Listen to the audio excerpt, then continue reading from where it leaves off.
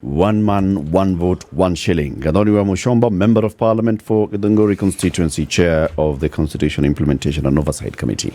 Okay, what does it mean? Very well. We would want to see a situation where areas that has dense population and therefore has more people get allocated more resources equivalent to the number of people living in that area. Currently, that's not what happens, especially with the funds that we have the mandate to participate in the sharing. Mm-hmm. Like you do know that members of parliament are currently patrons of CDF, the National Government Constituency Development Fund, and the women reps are also patrons of the National Government Affirmative Action Fund. And members who come from areas where there's more population, like myself, find it very difficult to share out these resources compared to members who come from areas that are sparsely populated. And therefore, this we feel is kind of a discriminative platform, and we need it reviewed so that we can equalize everyone.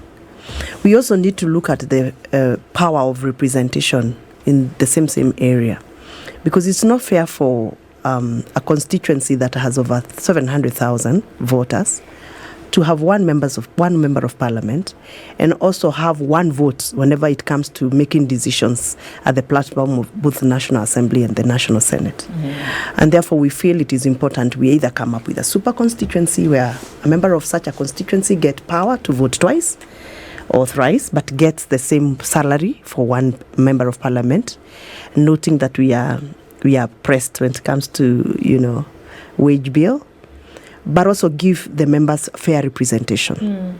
There are also wards, like in my constituency, we have a ward that has a population that is equivalent to a whole constituency, but it is a ward, and it is represented by one MCA.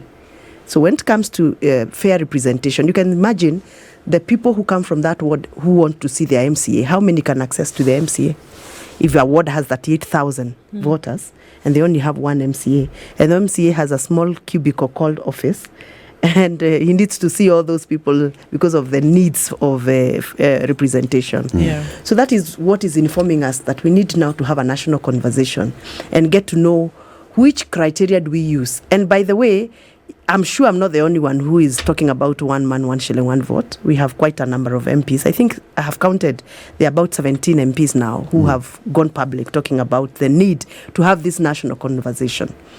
It's not that we want to take everything to ourselves in our backyard for those who come from densely populated areas, but we think this is a national conversation that we need to come up with so that we can finally agree. Which is that can equate us? What formula can equate us? Can make me feel like I'm fairly getting what I'm supposed to be getting.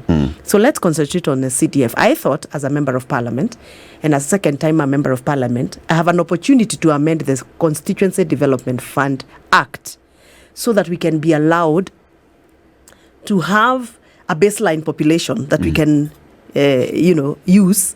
Baseline, I mean the minimum quotient that we can use as a baseline for any constituency for us to get the smallest devolved units within the constituency to be used to allocate funds. Right now, the CDF Act, we use the smallest devolved unit is the ward. Yeah. So we need to define that smallest devolved unit called ward. What is the minimum it can have? So for any ward that has more than the baseline that we shall come up with, then we allocate funds equivalent to the numbers they are in. Okay. That way, constituencies that have more population, if we use a baseline of number of people and we come up with a certain figure, the constituencies that have more population, we end up getting more wards based on the population.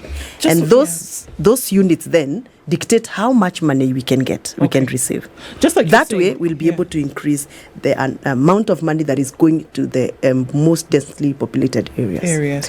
Just like you're saying, you're not the first ones. There are others who've put forth this argument previously. Yeah. Some who are even governors today. Yeah. And have said, look, it doesn't make sense that we have such high populations and then we're getting the same, if not less, in some parts than others who have more in terms of, or rather who have less in terms of population. The question is, the justification for this resource, one, and how exactly is it translated? So walk us through these monies that are being asked for, that would then come at whatever level. What are they used for, so that folks can understand when you're asking for 1 man, 1 shilling, 1 vote, where does this money go? And there's a reason why I'm asking. Okay. I guess your listeners are wondering when you say, what are these monies for?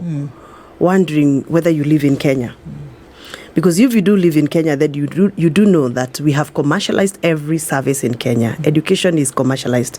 In theory, we say it is free, but it's never free. I mean, we said secondary school is free, day school, but we still are paying over 11,000 per year, yet it is supposed to be free. So let me speak from where I'm coming from. From the CDF perspective, the money that is actually pressing us and giving us a lot of pressure is the bursary allocation, where in my constituency, the much I can afford to give to a child who is in day school is 3,000.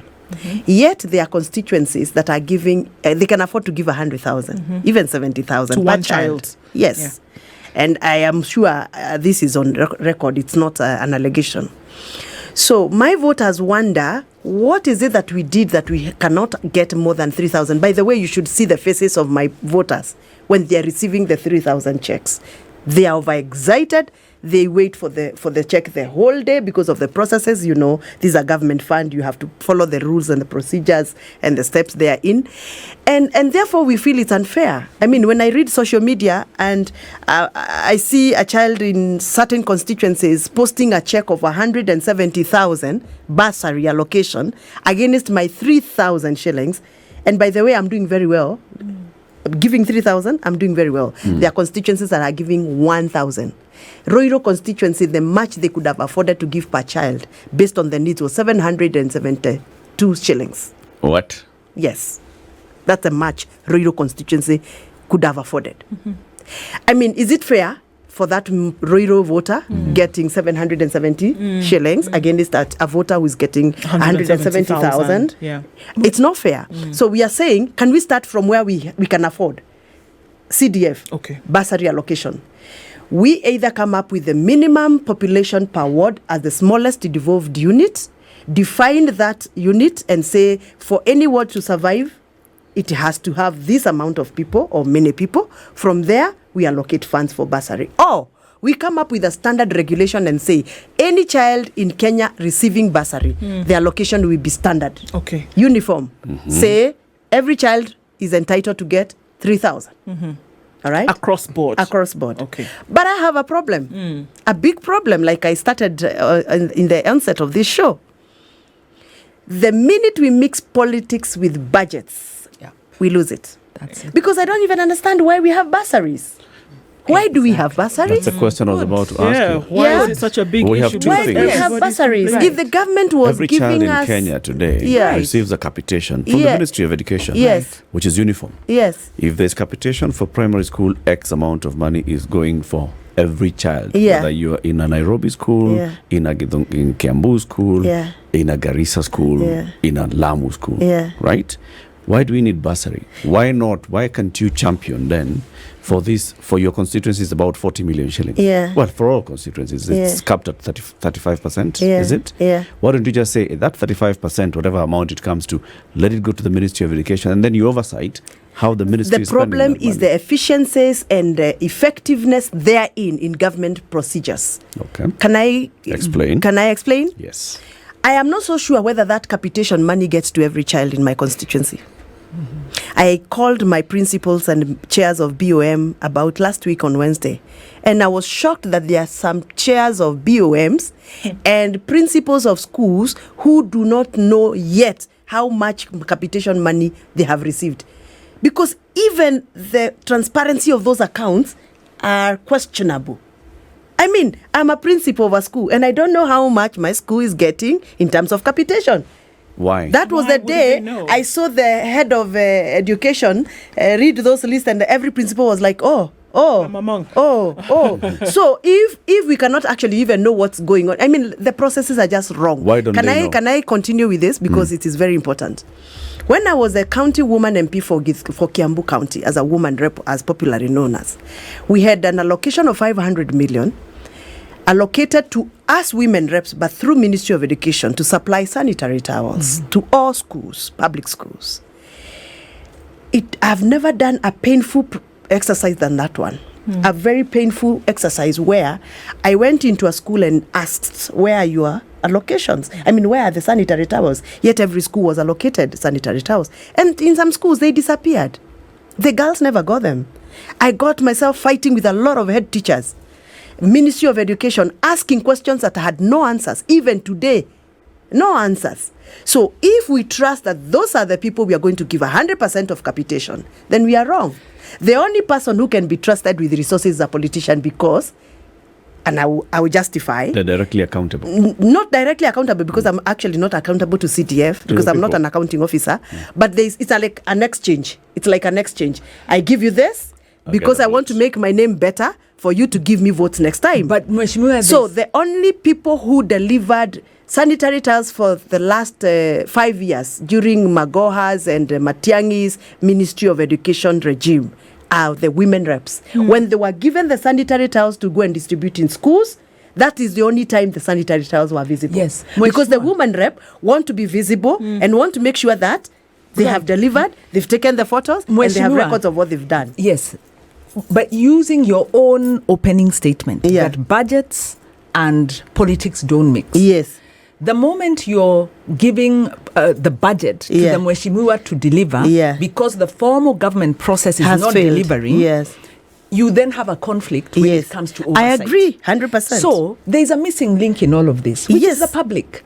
Because our systems don't work, and you even use those words. You use the word transparency, you use the word accountability. We haven't built in or operationalized those structures. They exist in law because you're supposed to have the bottom-up accountability mechanism, empower the citizen, do the civic education, because we've lost our value foundations. Right now, citizens are not necessarily the most accountable. You have to go back and actually say accountability works, keep an eye on your resources when they come, make sure the disbursements are done properly, so that you don't have, the bad manners that we are seeing in government are also percolating down to the citizens. So we need to operationalize that. The other thing you talked about, you need to have a proper policy framework, because we must recognize there are parts of this country that have been historically marginalized.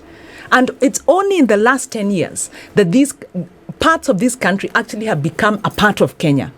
And the students and the young people from this country are able to enjoy the same access to education, beginning to enjoy access to health, because resources have devolved. So it's not a perfect system, but there is a principle that must never be lost, which is the principle of inclusion. So yes, we need to look at the allocations. CDF is very different from counties, and we can't. I think there are lessons from CDF, from the division of revenue and the sharing, but a county government, unlike CDF, which is a more direct fund, a county government deals very holistically, and the functions are, they are dealing with maintaining a government, a county civil service for all intents and purposes. They have a county assembly. So the administrative burden on counties cannot be equated to the CDF. The last point is one of the weaknesses with sharing of revenue is that the urban factor has been ignored.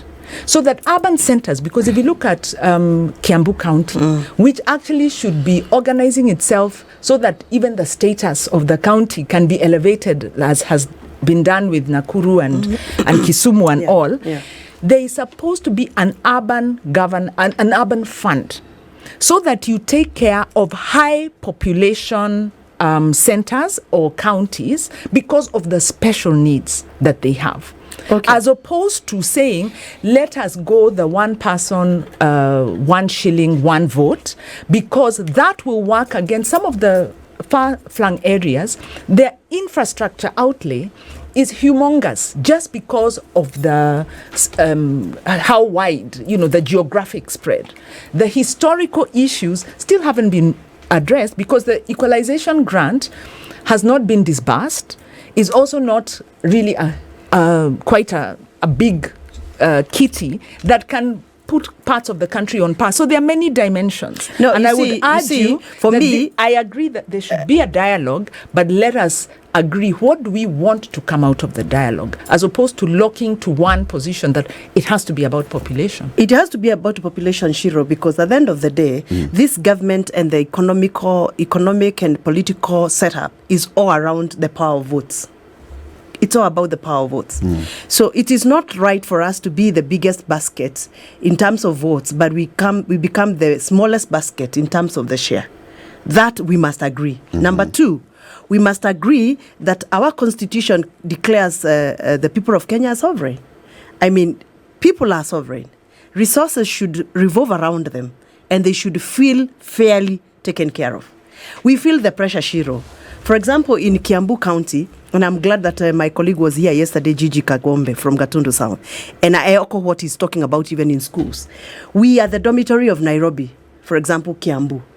We house everybody who is working in Nairobi. Pressure is on us on sewerage system, on water, on electricity. But when it comes to the sharing of that resource to boost and up our services, then we feel that we are being discriminated against. So it is time now we have this national discussion, so that those that are arguing that they come from sparsely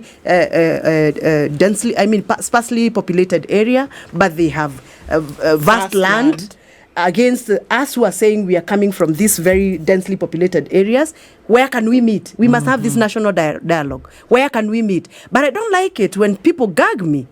I don't like it when people start reminding me of my political party.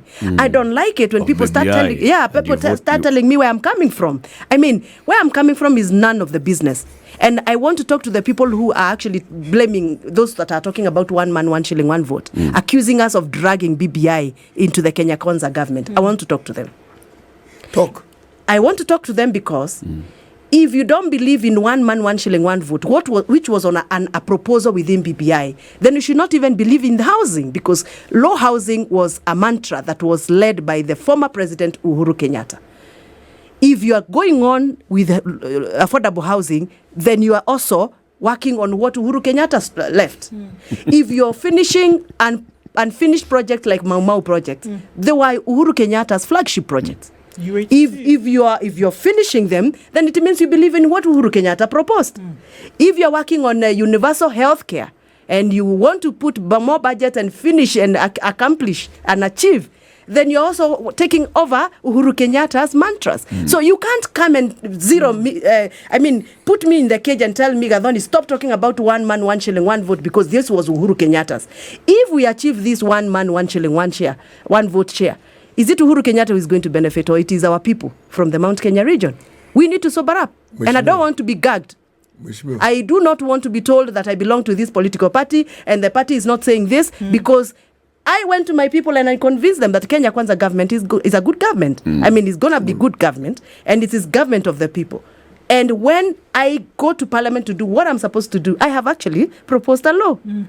That is my mandate as a member of parliament. I have gone to parliament to do what I'm supposed to do. And I have written to the speaker. And the speaker has my letter. And there are many others who have also proposed other formulas. Let all the formulas be put on the table. Let us have a national dialogue. And let us agree on the way forward. Mheshimiwa, I've been listening to you, and I like what I'm hearing.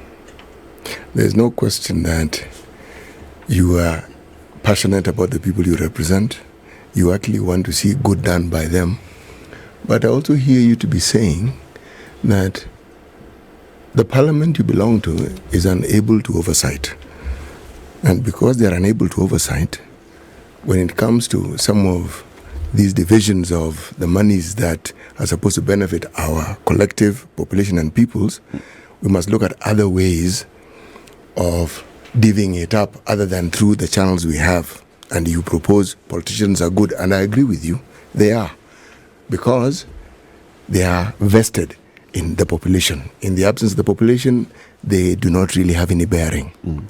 But Mheshimiwa, even as I listen and as I agree with you, there's a dishonesty that you've highlighted. And the dishonesty is that governments are continuums. People take credit for what has happened and what is good, but in most cases, somebody else started it. And you've highlighted it beautifully. Roads, SGR, those were Kibaki government things.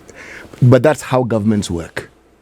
So are we saying that the leaders we elect, you are going to explain to us what happens when you get in that house? Because the people we know and the people we then get to know once they get in, something happens.